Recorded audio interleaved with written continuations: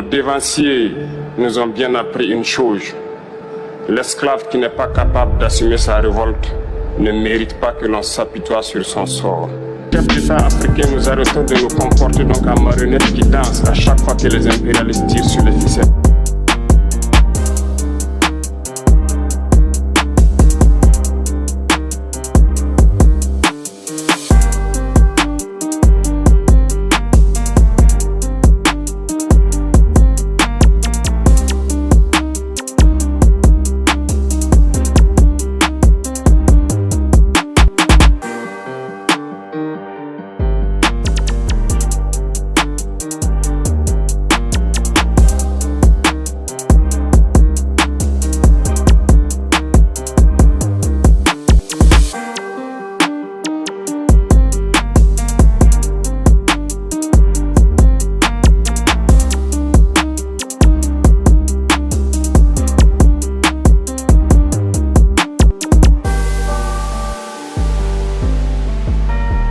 Prendre les rênes était inattendu et significatif.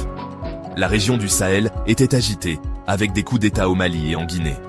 L'ascension de Traoré s'inscrivait dans cette tendance d'hommes en uniforme qui prenaient les devants. Ils promettèrent des solutions, la sécurité et une rupture avec le passé. Le peuple, fatigué de l'insécurité, espérait quelque chose de différent cette fois-ci. L'espoir est une chose puissante. Il a fleuri dans les rues de Ouagadougou et a résonné dans les villages. Les gens voyaient la jeunesse de Traoré et son regard déterminé. Pouvait-il apporter la paix tant désirée? La nation retenait son souffle. Il n'était pas seulement un dirigeant, il est devenu un symbole de changement potentiel.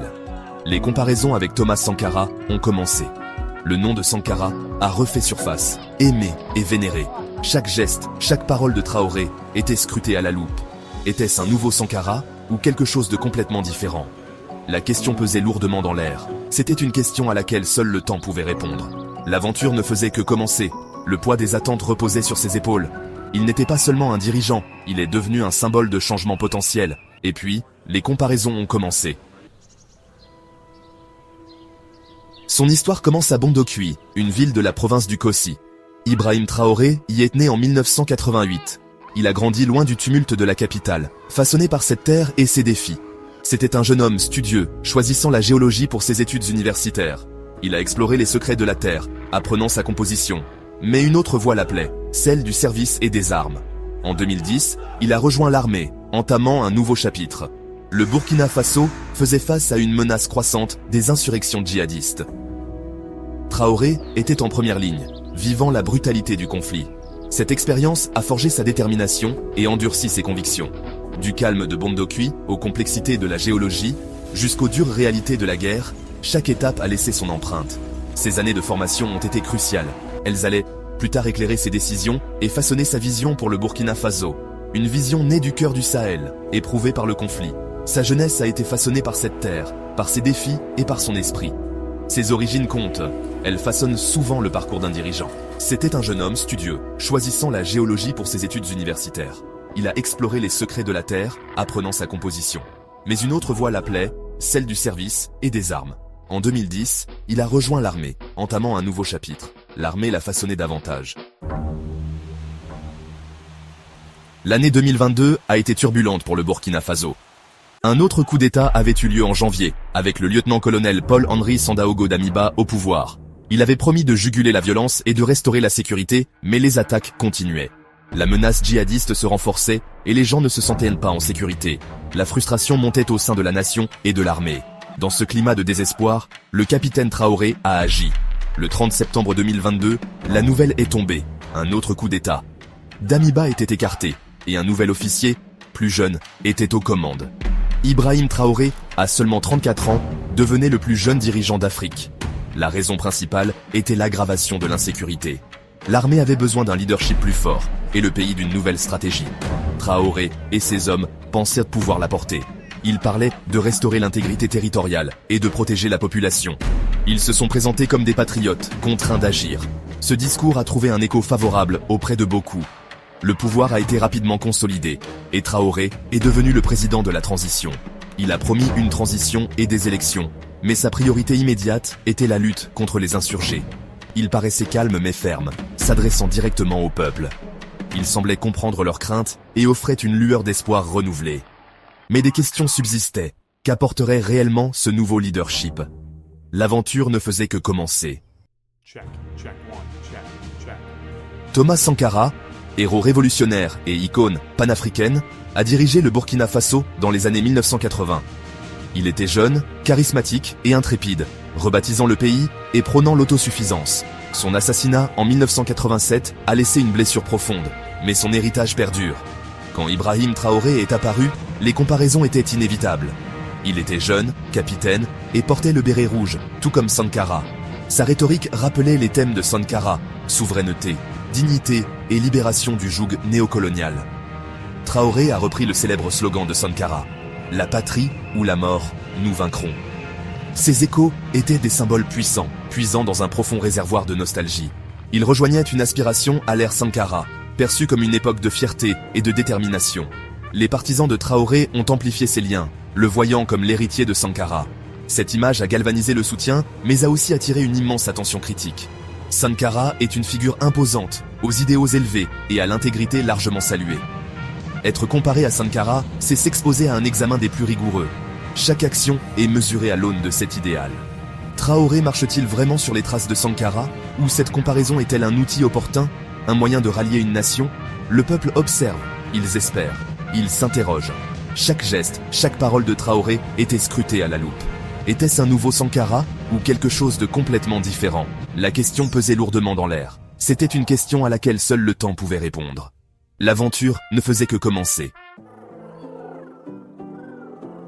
Un trait marquant du leadership de Traoré s'est vite manifesté. Une affirmation audacieuse de la souveraineté, notamment en matière de relations étrangères. Pendant des décennies, la France a exercé une influence considérable en tant qu'ancienne puissance coloniale du Burkina Faso. Mais un vent nouveau soufflait, un vent de changement et de défiance. Début 2023, le gouvernement de Traoré a exigé le départ des troupes françaises. Ces troupes faisaient partie de l'opération Barkhane, luttant contre les djihadistes. De nombreux Burkinabés jugeaient leur présence inefficace, voire contre-productive. La décision était historique, marquant une rupture claire et le désir de tracer une nouvelle voie. Cette position anti-française a trouvé un écho dans un sentiment de ressentiment néocolonial. Traoré a exprimé ce sentiment, parlant de partenariat basé sur le respect et le choix de ses propres alliés. Cela a conduit à un pivot vers de nouveaux partenaires, la Russie devenant un nom de premier plan. Du matériel militaire, supposément russe, est apparu, et les ouvertures diplomatiques se sont intensifiées. La rencontre avec le président Poutine à Moscou, en mai 2025, a solidifié ce virage. C'était une déclaration claire. Le Burkina Faso diversifiait ses alliances et affirmait sa capacité d'action sur la scène mondiale.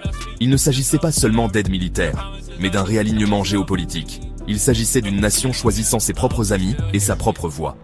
C'était la vision de la souveraineté en action selon Traoré. Un pari audacieux et selon certains, risqué. Le gouvernement de Traoré a exigé le départ des troupes françaises. Ces troupes faisaient partie de l'opération Barkhane, luttant contre les djihadistes. De nombreux Burkinabés jugeaient leur présence inefficace, voire contre-productive. La quête de souveraineté s'est étendue au-delà des frontières nationales. Traoré a recherché la solidarité régionale, trouvant un terrain d'entente avec des pays voisins, comme le Mali et le Niger. Tous deux avaient connu des coups d'État récents, étaient dirigés par des militaires et faisaient face à la même menace djihadiste implacable. Cette expérience commune a forgé un lien. En septembre 2023, un nouveau pacte est né, l'Alliance des États du Sahel, AES. Le Burkina Faso, le Mali et le Niger l'ont signé, créant un accord de défense mutuelle. Une attaque contre l'un serait considérée comme une attaque contre tous. L'AES visait à mutualiser les ressources, coordonner les efforts de sécurité et présenter un front uni contre les insurgés et les pressions extérieures. La formation de l'AES a provoqué des ondes de choc en Afrique de l'Ouest et au-delà. Elle représentait un nouveau bloc, défiant l'ordre ancien et signalant un désir de solution africaine aux problèmes africains. Les dirigeants de ces trois nations parlèrent d'une seule voix, soulignant leur destin commun et leur sécurité collective. Cette alliance est devenue une pierre angulaire de la politique régionale de Traoré. Cependant, l'AES fait également face à des défis. La force militaire combinée est encore à l'épreuve et la coopération économique doit être approfondie. La viabilité à long terme d'une telle alliance dépend de nombreux facteurs, notamment la stabilité interne de chaque État membre et l'engagement de leurs dirigeants. Mais pour l'instant, l'alliance sahélienne tient bon, symbole de défiance et lueur d'espoir pour ses partisans.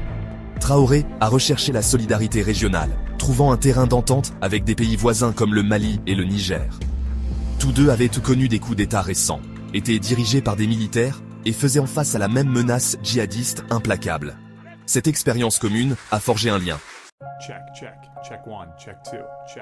La vision de la souveraineté du capitaine Traoré n'est pas seulement politique, elle est profondément économique. Il prône l'autosuffisance, convaincu que le Burkina Faso doit maîtriser son destin en contrôlant ses ressources.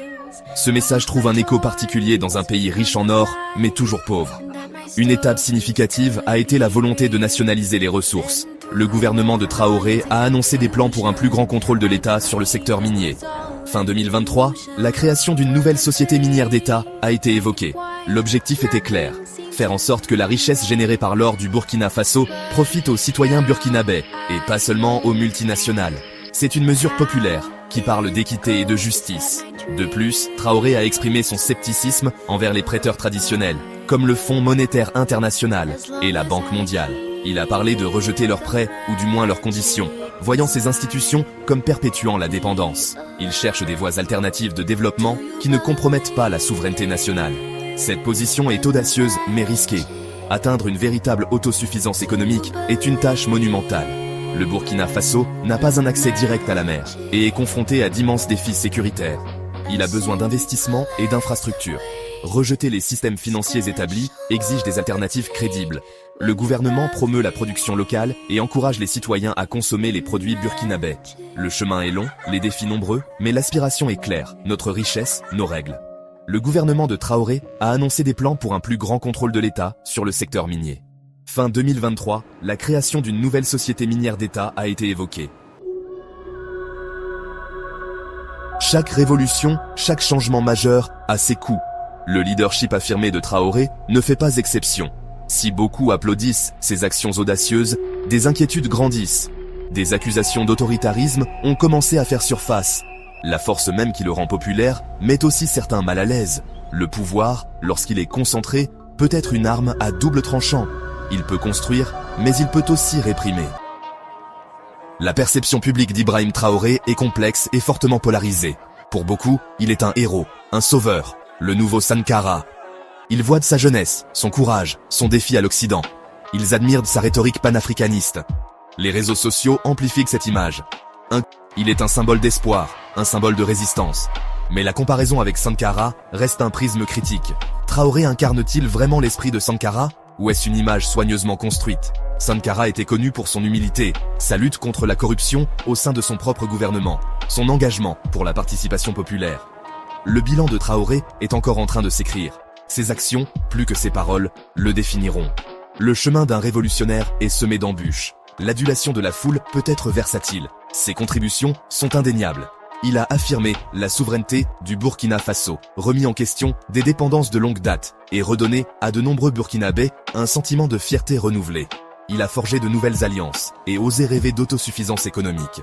Ce sont des réalisations significatives, surtout pour un si jeune dirigeant en si peu de temps. Pour rester informé de toutes les histoires panafricanistes, abonnez-vous à la chaîne YouTube Krobs Africa.